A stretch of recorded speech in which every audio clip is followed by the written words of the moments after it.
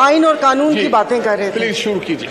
जी जी, मैं शुरू कर रही हूँ। तो मैं तब से लेकर अब तक तो वो कह रहे ना, हैरतों के दरिया में गोता जानूं, कि समझ नहीं आ रही मुझे कि फिर क्रेडिट तो बनता है ना कि खान साहब ने इनकी भी आंखें खोल दी। तो फर्क क्या रह गया कि कुछ अरसा पहले इदारों पर उंगलियां उठ रही थीं, उन पे सवालात उठ रहे थे, आज ये अदलिया पर उंगलियां उठा रहे हैं। तो वन मैन शो तो 75 सालों से इस मुल्क में, और अगर थोड़ा लाइटर मोड में बात करूं तो इतने सारे लोग वन मैन शो परफ्यूम भी लगाते होंगे। क्या पार्टी में वन मैन शो नहीं होता? तो पूछना मुझे, मेरे 2-3 सवालात हैं। पूछना ये था कि यह वन मैन शो के नहीं होगा, क्या ये सिर्फ अदलिया की हद तक होगा या इसका इतलाक बाकी इदारों पर भी होगा? यानी कि आप हालात उस नहज तक लेकर जा रहे हैं कि नाउज़ुबिल्लाह फिर चीफ ऑफ आर्मी स्टाफ भी ना हो, सारे जनरल चीफ हों, एक उनका फैसला नहीं होगा। मुईशत तो तबाह कर दी, अब हाथ धोकर इदारों के पीछे पड़ गए हैं। इन 75 सालों में जो बारियां लगी उनमें इनको ख्याल किसी चीज़ का नहीं आया। अब जब बात अपने पर आई तो फिर इनको इदारों की खामियां भी दिखना शुरू हो गई।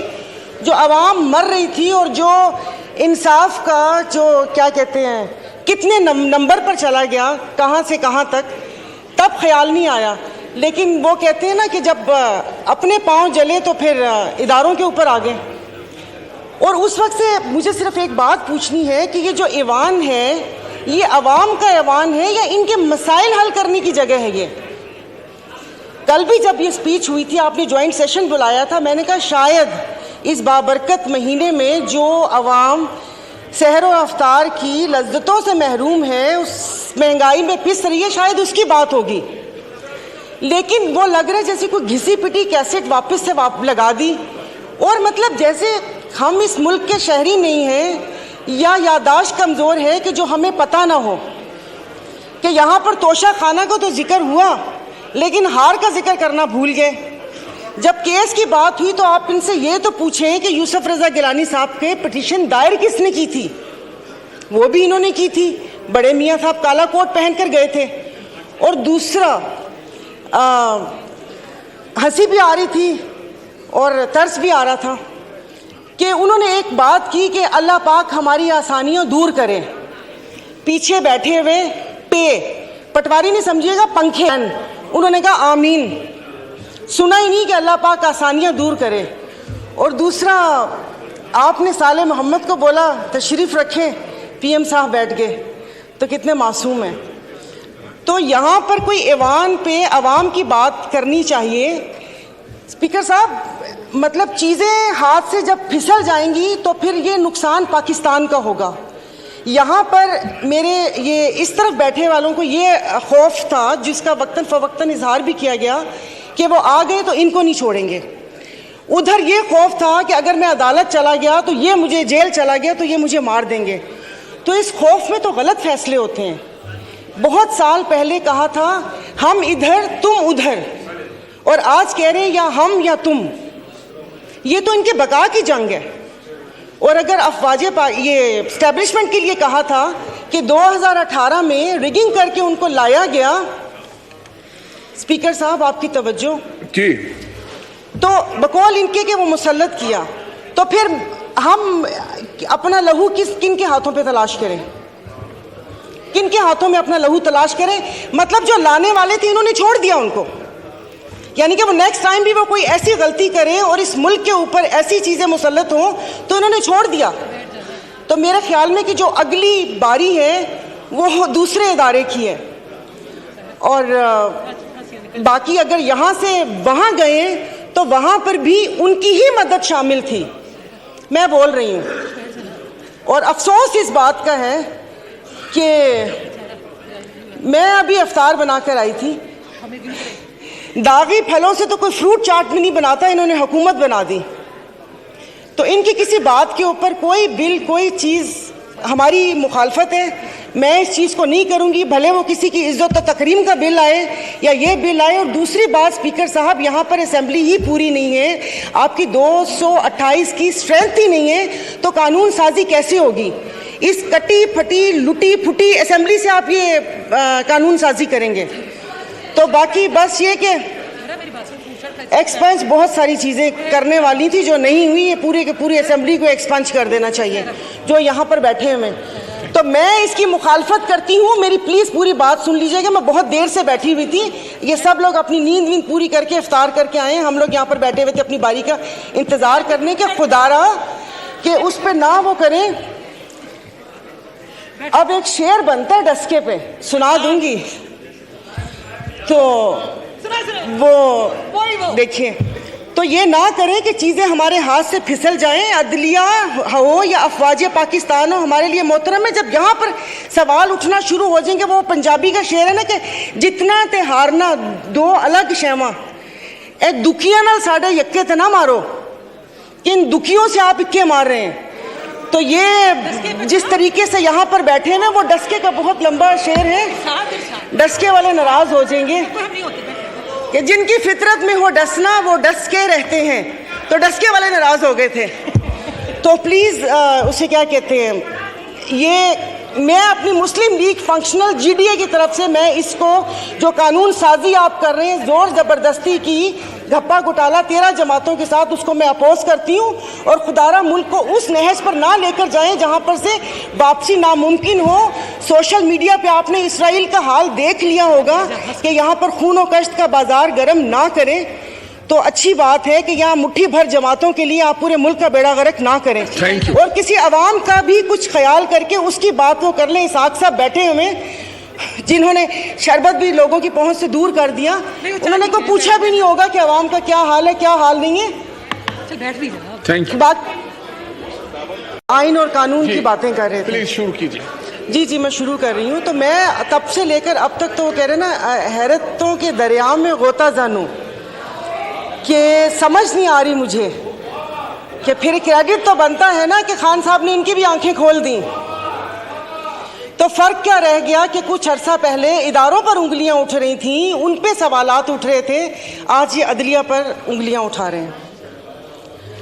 तो वन मैन शो तो 75 सालों से इस मुल्क में, और अगर थोड़ा लाइटर मोड में बात करूं तो इतने सारे लोग वन मैन शो परफ्यूम भी लगाते होंगे। क्या पार्टी में वन मैन शो नहीं होता? तो पूछना, मुझे मेरे 2-3 सवालात हैं। पूछना ये था कि यह वन मैन शो के नहीं होगा, क्या ये सिर्फ अदलिया की हद तक होगा या इसका इतलाक बाकी इदारों पर भी होगा? यानी कि आप हालात उस नहज तक लेकर जा रहे हैं कि नाउज़ुबिल्लाह फिर चीफ ऑफ आर्मी स्टाफ भी ना हो, सारे जनरल चीफ हों, एक उनका फैसला नहीं होगा। मईशत तो तबाह कर दी, अब हाथ धोकर इदारों के पीछे पड़ गए हैं। इन 75 सालों में जो बारियां लगी उनमें इनको ख्याल किसी चीज़ का नहीं आया। अब जब बात अपने पर आई तो फिर इनको इदारों की खामियां भी दिखना शुरू हो गई।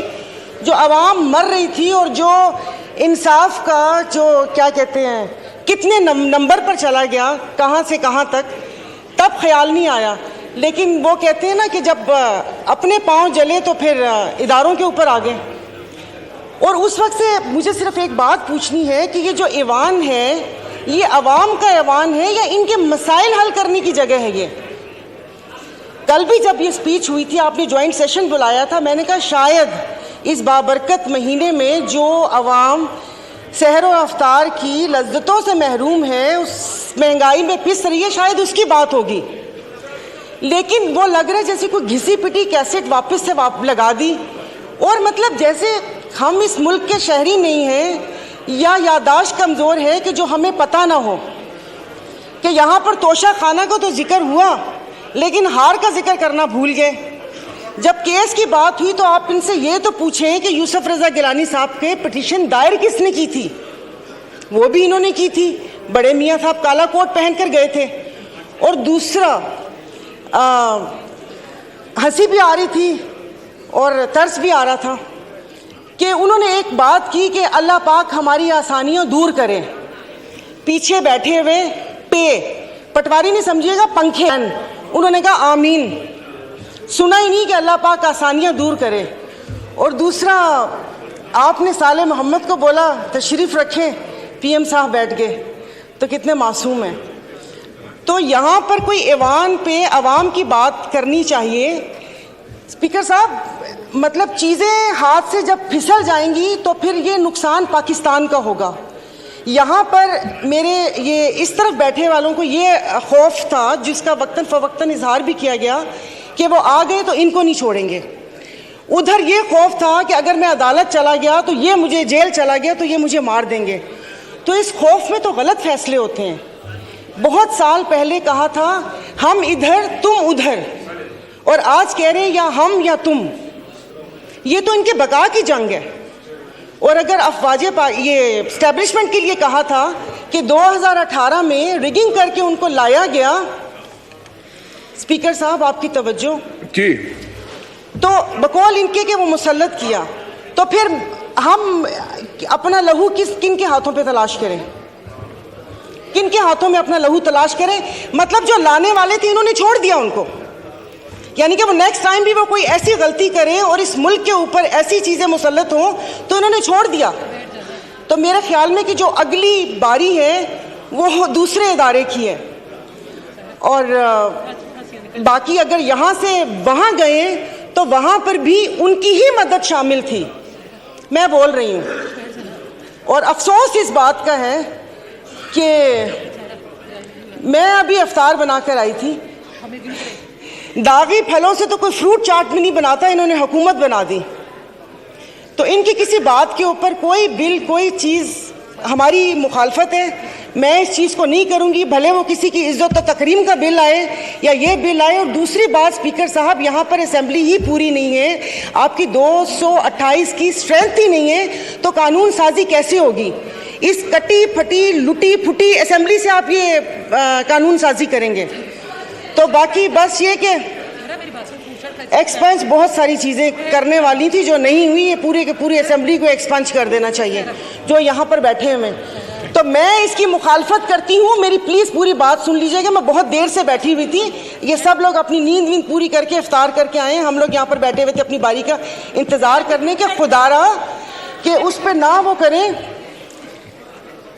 अब एक शेर बनता है डस्के पे, सुना दूंगी, तो वो देखिए, तो ये ना करें कि चीज़ें हमारे हाथ से फिसल जाएं, अदलिया हो या अफवाज पाकिस्तान हो, हमारे लिए मोहतरम है। जब यहाँ पर सवाल उठना शुरू हो जाएंगे, वो पंजाबी का शेर है ना कि जितना ते हारना दो अलग शैवा, ए दुखिया नाल साढ़े यक्के ते ना मारो, इन दुखियों से आप इक्के मार रहे हैं।